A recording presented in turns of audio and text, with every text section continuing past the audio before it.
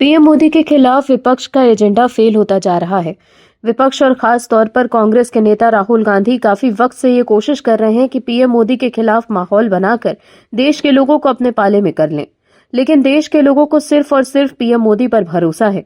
इसीलिए चुनाव दर चुनाव बीजेपी की जीत हो रही है और कांग्रेस और विपक्ष का सूपड़ा साफ हो रहा है। वहीं अब राहुल गांधी के लिए कोर्ट से दो बड़ी बुरी खबरें आई हैं।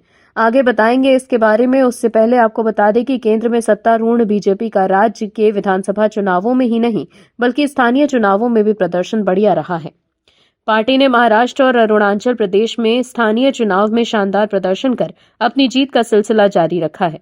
वहीं गोवा में जिला पंचायत चुनाव में बीजेपी और एमजीपी के नेतृत्व वाले गठबंधन को प्रचंड जीत हासिल हुई है। गठबंधन ने 30 सीट पर कब्जा जमाया है। जीत पर प्रधानमंत्री नरेंद्र मोदी ने गोवा की जनता का आभार जताया। पीएम मोदी ने एक्स पर पोस्ट करते हुए लिखा कि गोवा सुशासन के साथ खड़ा है, गोवा प्रगतिशील राजनीतिक पार्टी के साथ खड़ा है। जिला पंचायत चुनावों में बीजेपी एमजीपी को दिए गए मजबूत समर्थन के लिए मैं गोवा को अपनी सभी बहनों और भाइयों को धन्यवाद देता हूं। इससे गोवा के विकास के हमारे प्रयासों को और भी ज्यादा बल मिलेगा।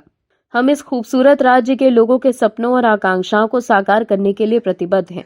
दर्शकों, एक तरफ राहुल गांधी वोट चोरी का आरोप लगा रहे हैं, लेकिन महाराष्ट्र, अरुणाचल प्रदेश और गोवा में हुए स्थानीय चुनावों में बीजेपी ने जबरदस्त जीत हासिल की है, जबकि कांग्रेस का सूपड़ा साफ हो गया है। मतलब देश के लोग मजबूती से पीएम मोदी के साथ खड़े हैं।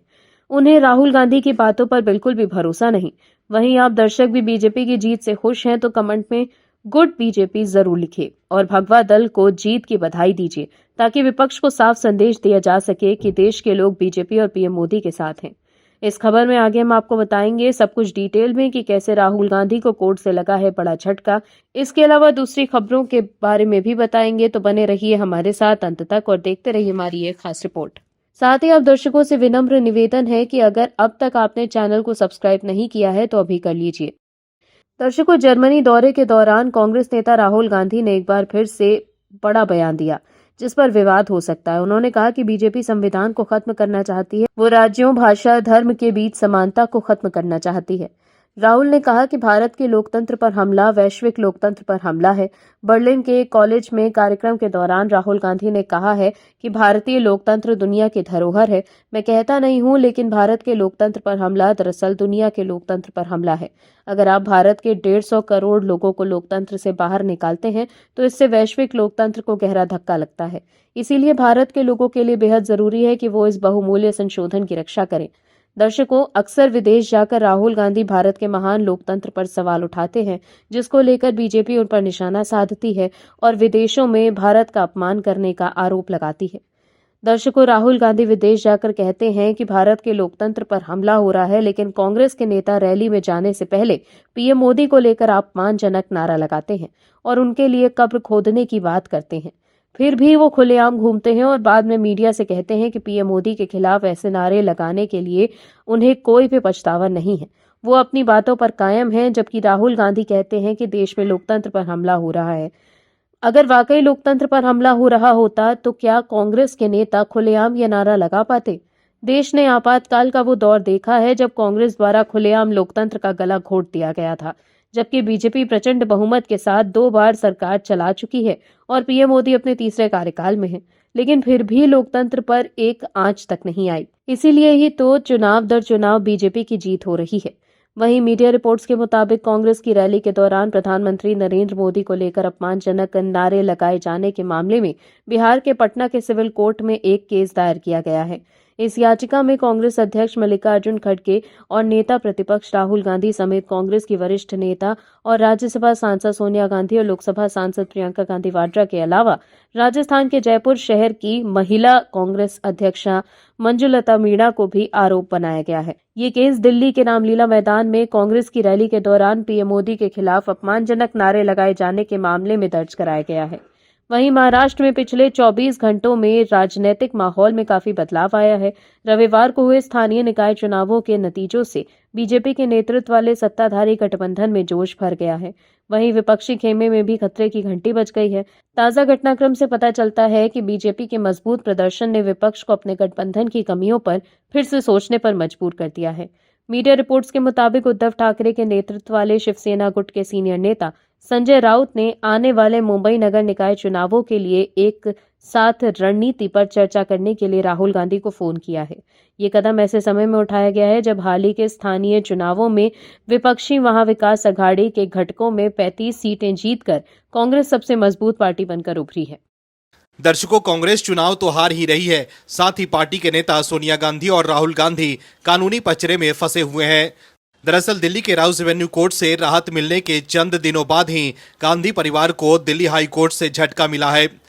हुआ ये कि नेशनल हेराल्ड मामले में दिल्ली हाई कोर्ट ने सोनिया गांधी और अन्य आरोपियों को नोटिस जारी किया है। ये नोटिस प्रवर्तन निदेशालय यानी ईडी की याचिका पर जारी हुआ है। इसमें ईडी ने राउस एवेन्यू कोर्ट के उस आदेश को चुनौती दी है जिसमें मनी लॉन्ड्रिंग मामले में ईडी की चार्जशीट पर संज्ञान लेने से इनकार कर दिया गया था। मामले की अगली सुनवाई मार्च 2026 में होगी। इस मामले में दिल्ली हाई कोर्ट में ईडी की ओर से सॉलिसिटर जनरल तुषार मेहता पेश हुए, जबकि गांधी परिवार की ओर से सीनियर वकील अभिषेक मनु सिंघवी ने पक्ष रखा। मामले की सुनवाई जस्टिस रविंदर की पीठ ने की। सुनवाई के दौरान ईडी ने कोर्ट के सामने पूरे मामले की तथ्यात्मक समय रेखा रखी और निचली अदालत के आदेश को गलत बताया। ईडी ने हाई कोर्ट को बताया कि ट्रायल कोर्ट ने ये मानकर गलती की कि मनी लॉन्ड्रिंग का केस केवल एफआईआर के आधार पर ही आगे बढ़ सकता है। सॉलिसिटर जनरल तुषार मेहता ने दलील दी कि किसी समक्ष अदालत द्वारा निजी शिकायत पर लिया गया संज्ञान एक सामान्य एफआईआर की तुलना में कहीं अधिक मजबूत कानूनी आधार रखता है। उन्होंने कहा कि मामले में निजी शिकायत पर पहले ही संज्ञान लिया जा चुका है और इसे हाई कोर्ट और सुप्रीम कोर्ट ने तब बरकरार रखा है। दर्शकों, नेशनल हेराल्ड केस में हुआ ये था कि पिछले सप्ताह राउस एवेन्यू कोर्ट ने ईडी की चार्जशीट पर संज्ञान लेने से इनकार कर दिया था। ट्रायल कोर्ट का कहना था कि ईडी का केस डॉक्टर सुब्रमण्यन स्वामी द्वारा सीआरपीसी की धारा 200 के तहत दायर निजी शिकायत पर आधारित है, न कि पीएमएलए के तहत किसी निर्धारित अपराध में दर्ज एफआईआर पर। इसी आदेश को ईडी ने दिल्ली हाई कोर्ट में चुनौती दी है। अब ईडी का कहना है कि निचली अदालत के इस फैसले का असर पीएमएलए के तहत दर्ज अन्य मामलों पर भी पड़ सकता है। एजेंसी के मुताबिक उसकी जांच 2014 से Congress party, associated journals limited AJL और यंग इंडियन लिमिटेड के बीच हुए वित्तीय लेन देन पर केंद्रित है। ईडी का आरोप है कि एजेएल की संपत्तियों का निजी लाभ के लिए दुरुपयोग किया गया। हाल ही में ईडी ने पीएमएलए के तहत एजेएल से जुड़ी करीब 661 करोड़ रुपए की संपत्तियों को जब्त करने की प्रक्रिया भी शुरू की है। अब हाईकोर्ट ने गांधी परिवार और अन्य लोगों को मुख्य याचिका के साथ साथ ईडी के उस आवेदन पर भी नोटिस जारी किया है जिसमें 16 दिसंबर के निचली अदालत के आदेश पर रोक लगाने का अनुरोध किया गया है, जिसके बाद एक बार फिर राहुल गांधी और सोनिया गांधी की चिंता बढ़ गई है। हाईकोर्ट ने मामले की अगली सुनवाई के लिए 12 मार्च 2026 की तारीख तय की है। कांग्रेस ने कोर्ट में अभिषेक मनु सिंघवी को उतारा था, लेकिन ईडी की अपील पर हाईकोर्ट ने राहुल गांधी और सोनिया गांधी को नोटिस जारी किया है। वहीं कुछ दिन पहले मोदी सरकार पर निशाना साधने वाले लोग अब बैकफुट पर नजर आ रहे हैं और इस मामले को लेकर अब कांग्रेस में सन्नाटा पसर गया है। दर्शकों, ईडी ने पहले ही बता दिया था कि उसके पास पर्याप्त सबूत है जिसे लेकर वो हाई कोर्ट का दरवाजा खटखटाएगी, लेकिन उससे पहले ही कांग्रेस के लोग अपनी जीत मान बैठे थे, लेकिन अब फिर से उन्हें झटका लगा है। दर्शकों, राहुल गांधी के पास मोदी सरकार के खिलाफ कोई मुद्दा है ही नहीं। पीएम मोदी के देश हित में इतना बड़ा काम किया है जितना कांग्रेस ने 60 सालों में नहीं किया होगा। पीएम मोदी ने कांग्रेस और विपक्ष को मुद्दा विहीन कर दिया है, जिसके बाद चुनाव में हार के बाद राहुल गांधी वोट चोरी का आरोप लगा रहे हैं। लेकिन अब विपक्षी गठबंधन में शामिल नेता ही कांग्रेस की पोल खोलकर असलियत बाहर ला रहे हैं। वहीं कांग्रेस के नेता भी इस्तीफा देकर बीजेपी में शामिल होते जा रहे हैं और कह रहे हैं कि पीएम मोदी द्वारा किए जा रहे विकास कार्यों में भी सहयोग करना चाहते हैं। हाल ही में कांग्रेस के बड़े नेता प्रज्ञा सातव ने बीजेपी ज्वाइन कर लिया था। प्रज्ञा सातव गांधी परिवार की काफी करीबी मानी जाती थी। उनके पति राजीव सातव, जिनका कोरोना काल में निधन हो गया था, वो राहुल गांधी के काफी करीबी थे। ऐसे में आप दर्शक समझ ही सकते हैं कि कैसे कांग्रेस के लोग अब समझ गए हैं कि डूबते जहाज से भागने में ही भलाई है। वहीं अब बड़े विपक्ष नेता ने एक बड़ा बम फोड़ा है। दर्शकों, महाराष्ट्र नगर निकाय चुनाव 2025 के परिणामों में बीजेपी ने शानदार प्रदर्शन किया। वहीं एक बार फिर महाराष्ट्र में विपक्ष का बुरा हाल हो गया। अब महाराष्ट्र के नगर परिषद और नगर पंचायत चुनावों में विपक्षी महाविकास अघाड़ी की करारी हार के बाद गठबंधन में दरारें साफ नजर आ रही हैं। उद्धव ठाकरे की शिवसेना ने अपने सहयोगी कांग्रेस पर तीखा तंज कसा है। शिवसेना यूपीटी के नेता आनंद दुबे ने कांग्रेस को टूरिस्ट पार्टी करार दे दिया। दुबे ने कहा कि कांग्रेस हर चुनाव में हिस्सा लेती है, पोस्टर बैनर लगाती है, लेकिन बीएमसी जैसे महत्वपूर्ण चुनावों में 30 साल से विपक्ष में बैठी है।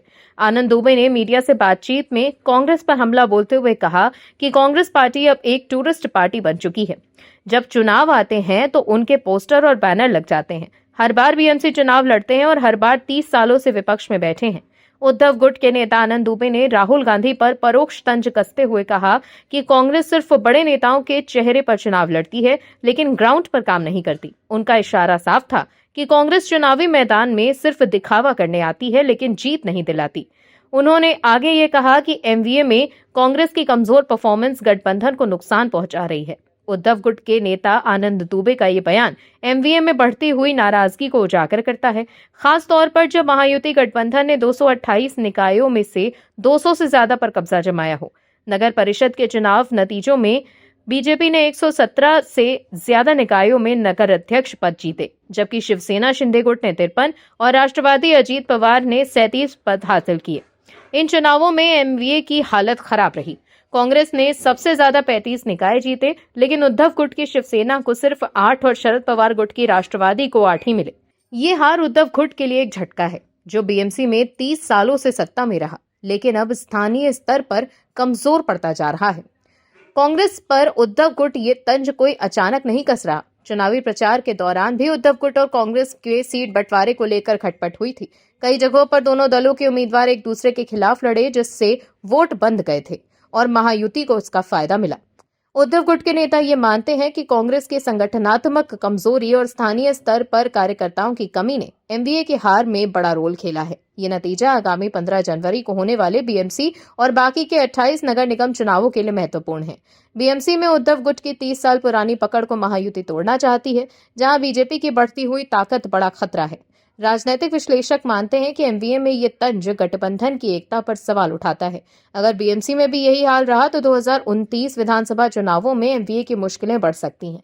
महाराष्ट्र की राजनीति में स्थानीय निकाय चुनाव हमेशा बड़े चुनावों का सेमीफाइनल माने जाते हैं।